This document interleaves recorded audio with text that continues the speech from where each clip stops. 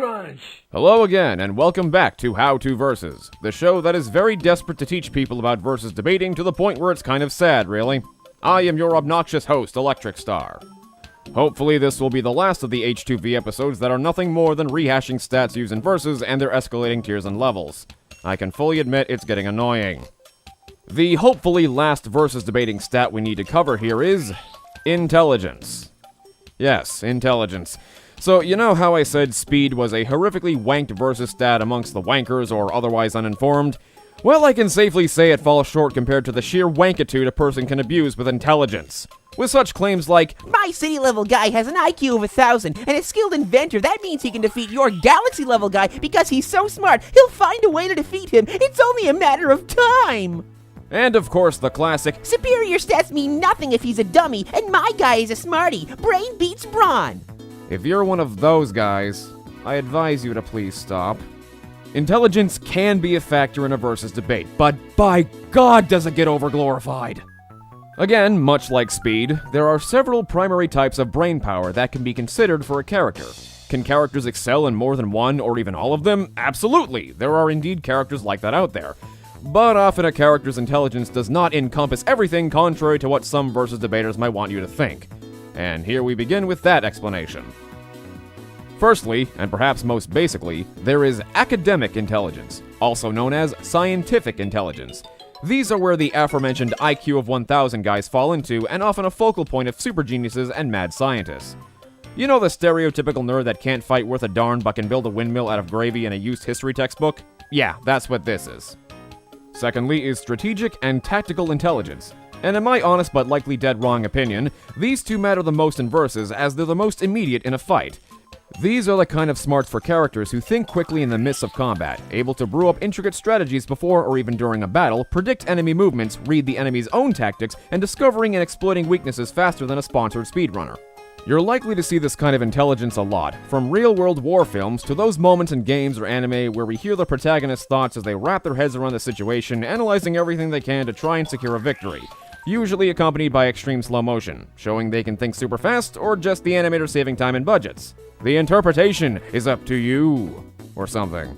Thirdly, and the last one that I feel needs to be addressed, intelligence from experience or just plain longevity. Characters who have fought a slew of unique enemies, or perhaps thousands worth of certain enemies, or even so much as received an extensive amount of training under their belts fall under here. Highly experienced characters are often hardly fazed by the new challengers in front of them, seeing them as just another test of skill to add under their belt. Why do I keep saying under their belt? Am I really running out of idioms? Now, mind you, those are not the only kinds of intelligence. There are other types of skills that can create their own section, but the ones mentioned are, in my honest, but again, likely dead wrong opinion, are the most important by far.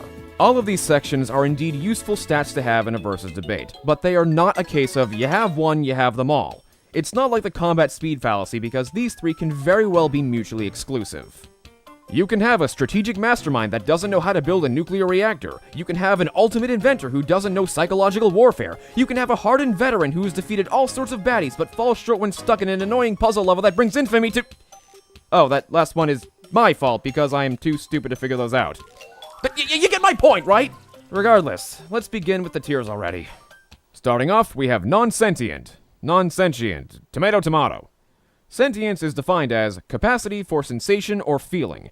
Basically, they're aware of their surroundings and can feel pain. Emotional, physical, mainly physical, but yeah. Most moderately evolved species in real life possess a conscious mind as well as a central nervous system and are sentient to some degree. But real-life examples of this tier include fungi, bacteria, and plants. Next we have impaired.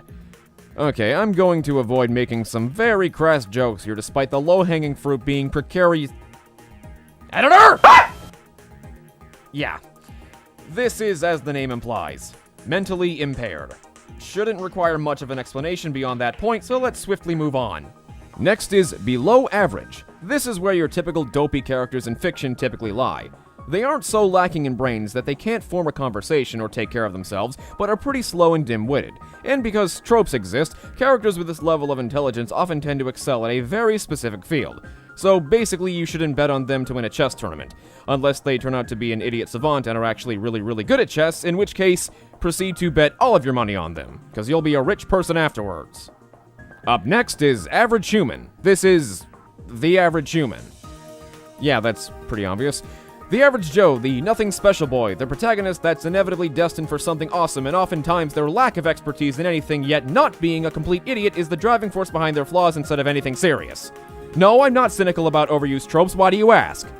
The average IQ for an adult human is right at 100, which in turn is a common indication for this tier. Following obvious escalation, we have above average human. We all know at least a few people like this in real life who seem pretty brainy but not to the point where you can't understand what they're saying. This level of intellect can often be found amongst the crafty ones and scheming swindlers wanting little else than to take your money for something utterly worthless. On the flip side, this is also a semi-common trope of a pretty smart character getting overshadowed by a legitimate genius and feel inadequate and, wow, this episode is becoming star squips at common tropes and cliches, isn't it? I apologize for that. Right before we hit the genius categories, we have gifted. I will try my best to avoid the American educational system's gifted programs and how they're little more than a blatant scam to make hard-earned money off you and your Well, I said I would try to avoid it. I never said I would succeed. Still, gifted characters are highly intelligent and possess many high-end talents while still being able for us regular humans to comprehend what they're saying. Most of the time. And now we're at genius! And it's genius! Genius level intellect is as the name implies. The character is a genius, or at least a genius in a very niche field. Expecting me to pat myself on the back and say that I'm a genius at versus debating? You clearly don't know how much I struggle with some of these things. Reportedly, the real-world IQ needed to be considered a genius is 140. So maybe use that as a template. When a character's intelligence goes beyond anything attainable in the real world, we get extraordinary genius. Extraordinary. Anyone ever pondered how that word can be said in different ways? Yeah. Characters who are stated or even outright shown to have an improbably high IQ score qualify for this tier at the absolute minimum. In real life, the highest IQ score one can get is typically 200, so usually on these kind of things it shows just how smart they are, but hey, it's fiction. It doesn't have to follow the rules of reality, as I've tried to tell many people. Gearing up for a dose of those comic book prefixes, we have super genius. This is extraordinary genius on roids in that they are a literal genius in literally everything you can imagine. Science, math, weaponry, baseball, basket weaving, ballroom dancing, origami, you name it. And now we leave the mortal realm for tiers that can only be given to gods and demigods and the like. Near omniscience is when a character knows almost everything. You can usually find these kind of characters in comic books and JRPGs. They are not 100% all-knowing, but they're close. But usually something happens that takes them by surprise, and that's when you know they are not all-knowing. And now, finally, all-knowing, or rather, omniscience, the final tier. Omniscience is knowing absolutely everything. Literally everything. Every timeline, every universe, every dimension, every living being, they are a de facto deity. Examples often includes gods and goddesses in some mythologies, comic book gods, and insert NLF joke here, because it's totally obvious I was gonna go there. And we're done once again! This was a lot shorter than the first 3 episodes, but hey, that's fine by me, and likely the editor. Hey, editor, are you happy? Cool. So yeah, that's everything for this episode.